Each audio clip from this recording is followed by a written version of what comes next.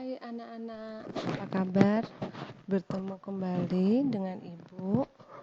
Nah, kali ini pada pertemuan hari ini kita akan membahas dari subkompetensi dasar 1 pendapatan nasional, yaitu mengenai pendapatan per kapita, faktor yang mempengaruhi pendapatan nasional, dan distribusi pendapatan.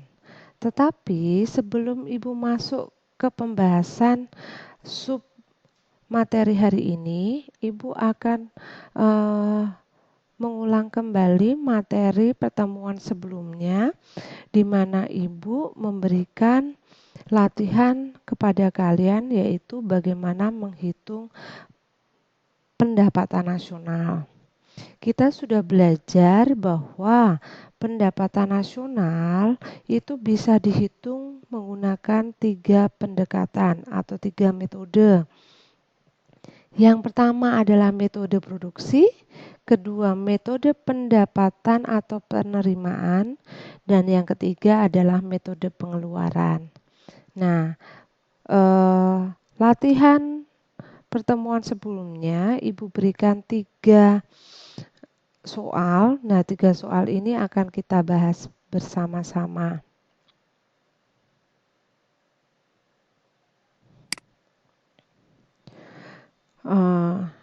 Masih ingat?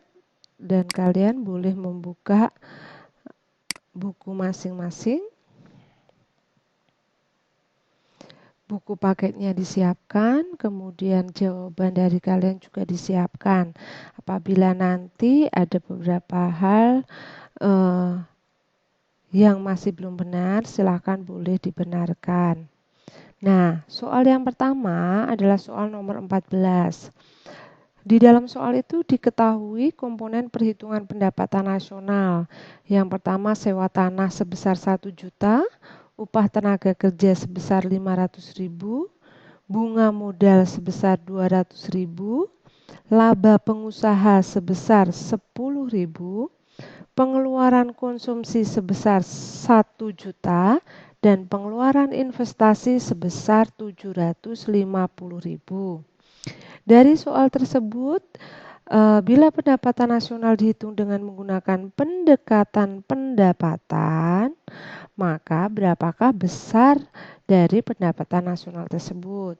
Nah, kita akan lihat bahwa metode untuk menghitung pendapatan ini adalah dengan pendekatan pendapatan.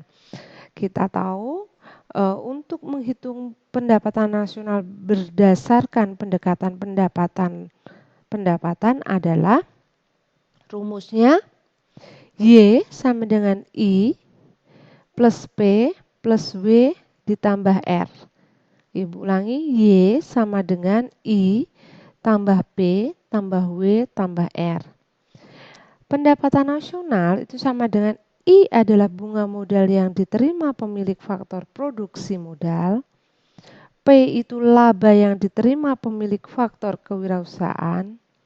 W itu upah atau gaji yang diterima pemilik faktor produksi tenaga kerja. Dan R adalah sewa yang diterima pemilik faktor produksi alam. Nah, di situ dari rumus yang sudah diketahui berarti kita bisa masukkan datanya. Jadi pendapatan nasional adalah yang pertama ini rumusnya Ibu jadikan seperti ini. Y sama dengan R tambah W tambah P tambah I.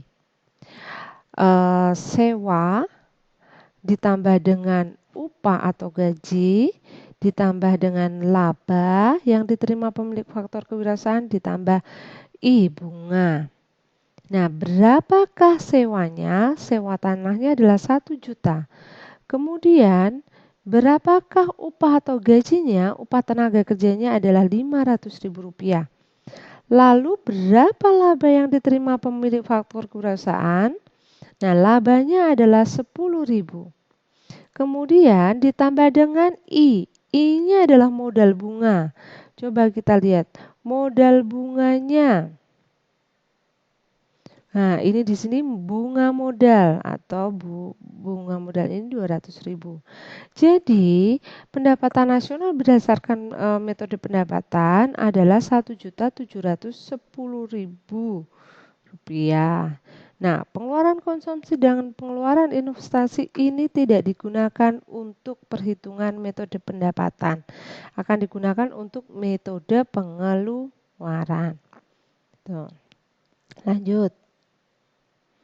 Soal yang kedua adalah soal nomor 19. Nomor 19 diketahui data sebagai berikut.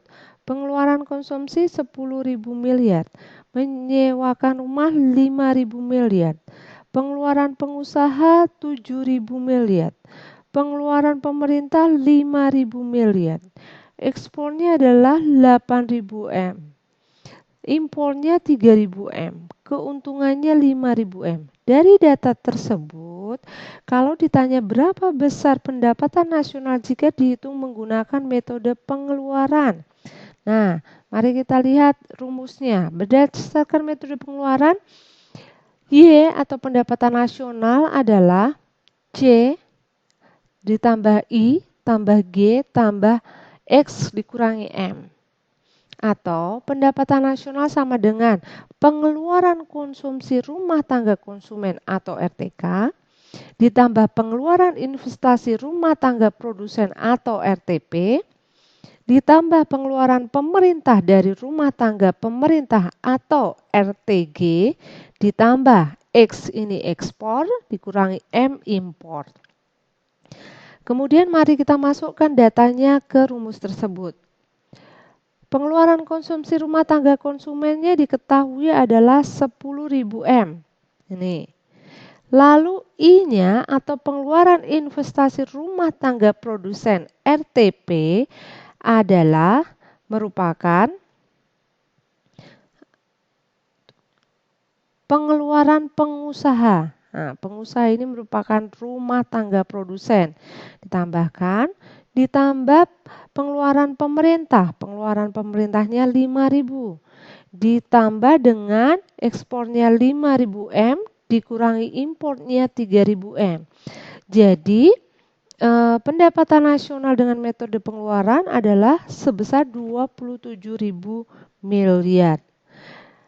Nah, untuk menyewakan rumah dan keuntungan tidak akan digunakan untuk menghitung pendapatan nasional dengan metode pengeluaran karena menyewakan rumah itu adalah pendapatan.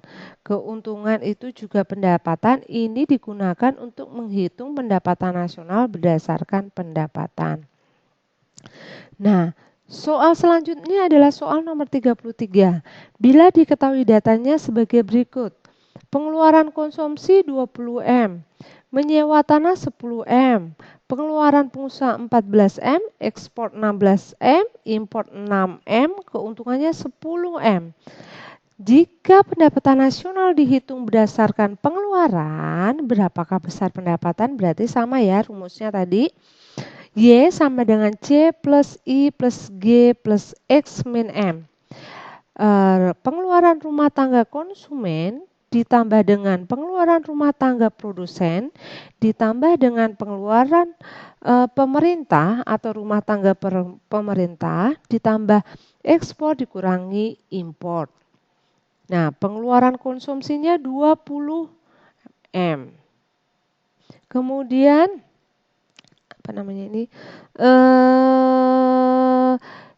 pengeluaran investasi rumah tangga produsennya kita lihat pengeluaran pengusaha 14 M.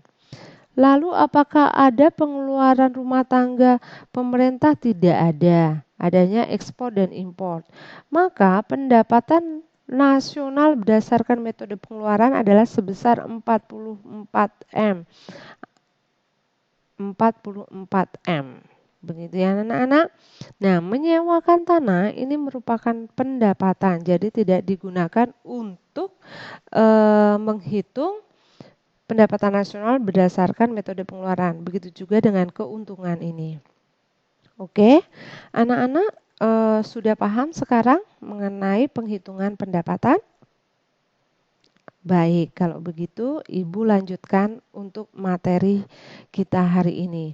Materi kita hari ini tadi sudah Ibu sampaikan bahwa ada 3 hal yang akan kita bahas. Yang pertama adalah pendapatan per kapita. Kemudian yang kedua adalah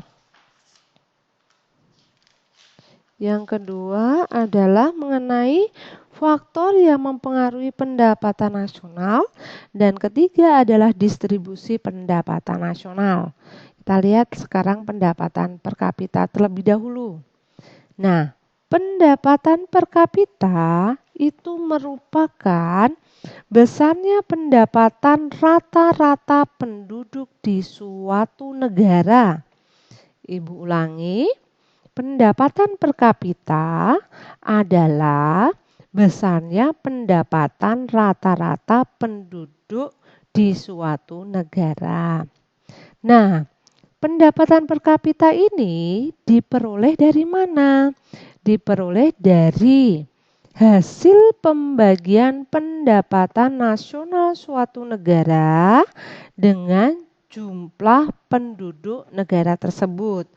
Nah, kita lihat rumusnya di sini. Pendapatan per kapita itu dihasilkan dari pendapatan nasional kotor dibagi dengan jumlah penduduk. Nah, itu untuk mencari pendapatan per kapita. Pendapatan per kapita juga bisa merefleksikan PDB per kapita. Pendapatan per kapita sering digunakan sebagai tolak ukur kemakmuran dan tingkat pembangunan sebuah negara. Makin besar pendapatan per kapitanya, berarti makin makmur negara tersebut. Dengan demikian, pendapatan per kapita merupakan jumlah barang dan jasa rata-rata yang tersedia bagi setiap penduduk suatu negara pada satu periode tertentu.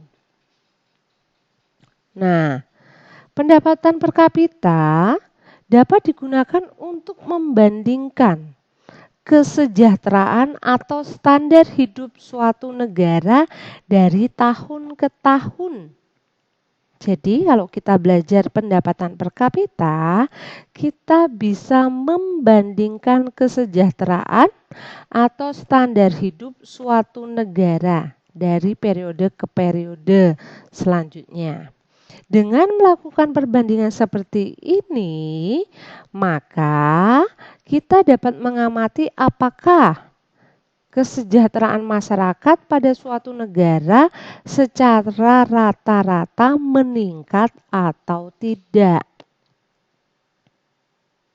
Apabila pendapatan per kapita yang meningkat atau pendapatan per kapitanya meningkat, ini merupakan salah satu tanda bahwa rata-rata kesejahteraan penduduknya meningkat juga.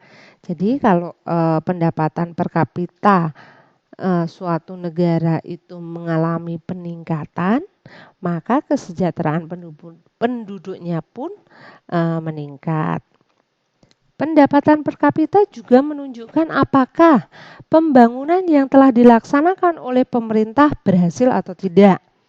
Berapa besar keberhasilan tersebut dan akibat apa yang timbul oleh peningkatan tersebut, ini bisa dilihat dari pendapatan per kapita suatu negara.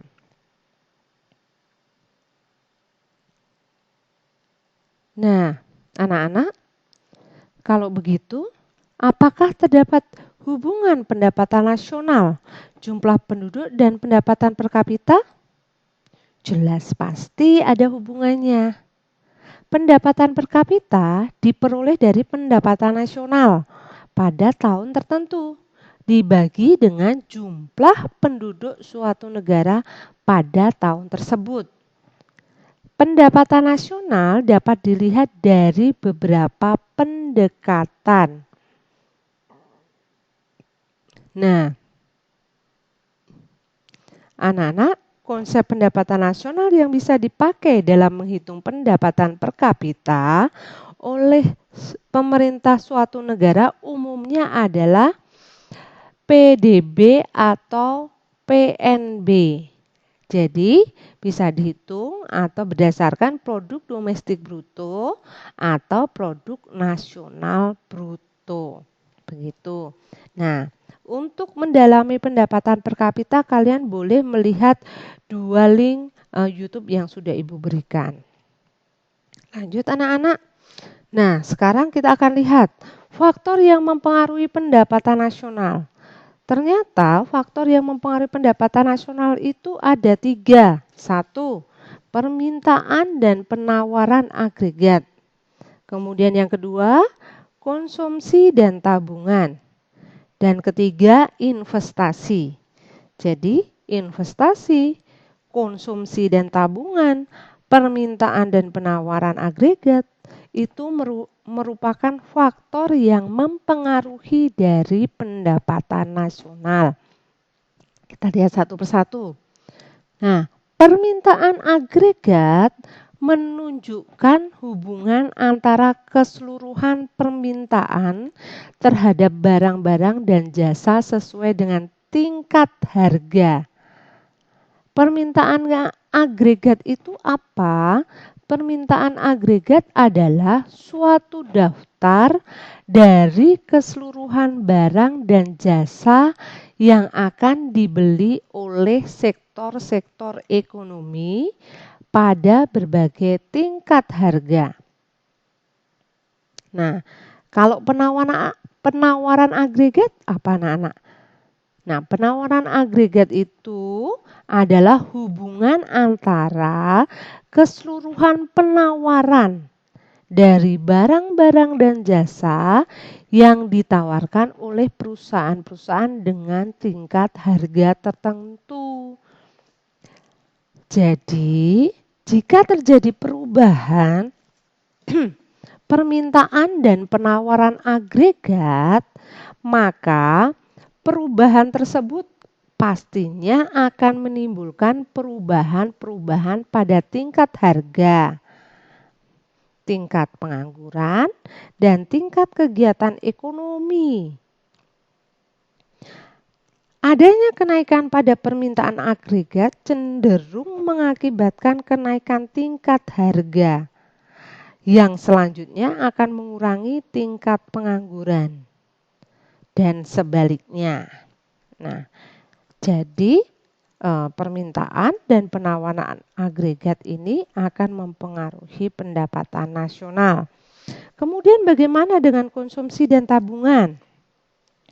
Konsumsi ini adalah pengeluaran total untuk memperoleh barang-barang atau jasa dalam suatu perekonomian dalam jangka waktu tertentu.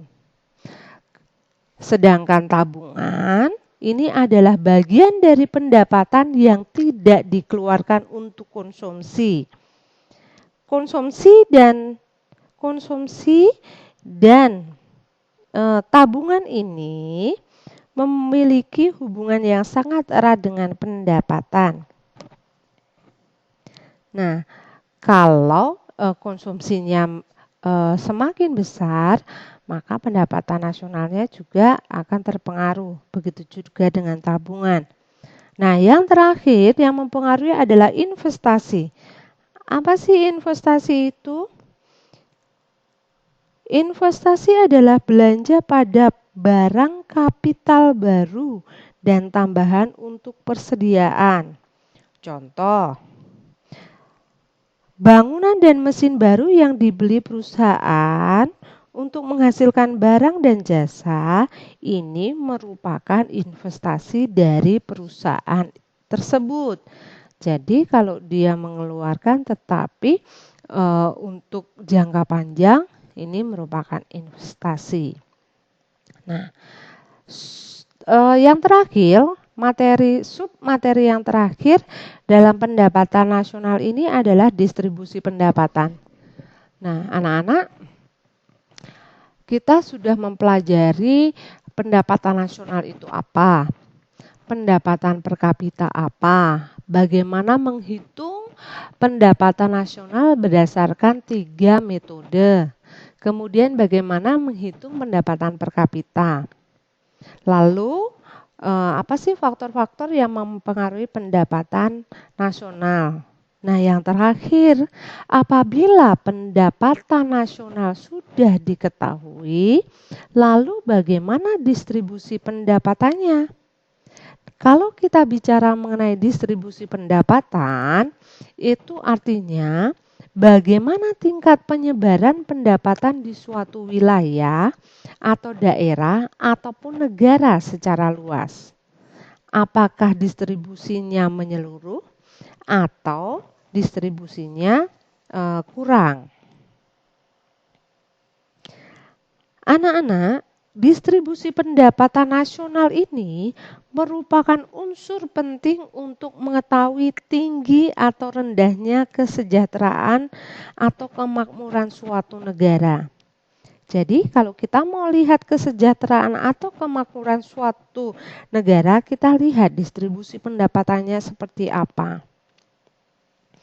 Distribusi pendapatan yang merata kepada masyarakat ini akan mampu menciptakan perubahan dan perbaikan suatu negara, seperti peningkatan pertumbuhan ekonomi, pengentasan kemiskinan, mengurangi pengangguran, dan perbaikan kehidupan ekonomi lainnya. Dan sebaliknya, bila distribusi pendapatan nasional suatu negara tidak merata, maka perubahan atau perbaikan suatu negara tidak akan tercapai. Lalu, apabila tidak tercapai, maka akan menunjukkan adanya sebuah ketimpangan distribusi pendapatan. Nah, anak-anak, apabila kita mau belajar untuk mengetahui tingkat pemerataan distribusi pendapatan suatu negara, kalau kita mau mengetahui apakah distribusi pendapatan suatu negara itu baik atau tidak, ini dapat diketahui dengan grafik yang dinamakan kurva Lorenz. Seperti ini grafiknya. Nah, grafik ini dinamakan grafik kurva Lorenz. Tujuannya adalah untuk mengetahui tingkat pemerataan distribusi pendapatan. Nah, kurva Lorenz tersebut, kurva Lorenz ini menggambarkan hubungan antara distribusi jumlah penduduk dengan distribusi pendapatan. Jadi menunjukkan distribusi jumlah penduduk dengan pendapatan. Sedangkan indikator untuk mengukur ketimpangan, kalau kita tadi lihat adanya ketimpangan dalam distribusi pendapatan. Nah, untuk mengukur ini maka kita akan menggunakan koefisien Gini atau indeks Gini. Nah, kalau kita lihat di kurva Lorenz ini, jadi ini adalah garis lurus. Ini menunjukkan bahwa suatu negara ini atau ketimpangan dari distribusi pendapatan itu tidak ada.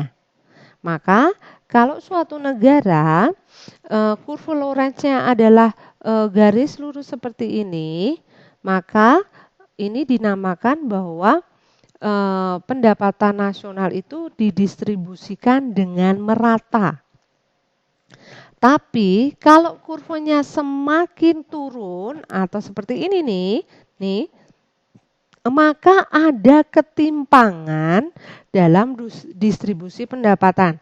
Semakin turun kurva Lorenz, semakin tinggi ketimpangan dalam distribusi pendapatan. Nah, untuk mengetahui ketimpangan ini, maka menggunakan koefisien Gini atau indeks Gini. Nah, itulah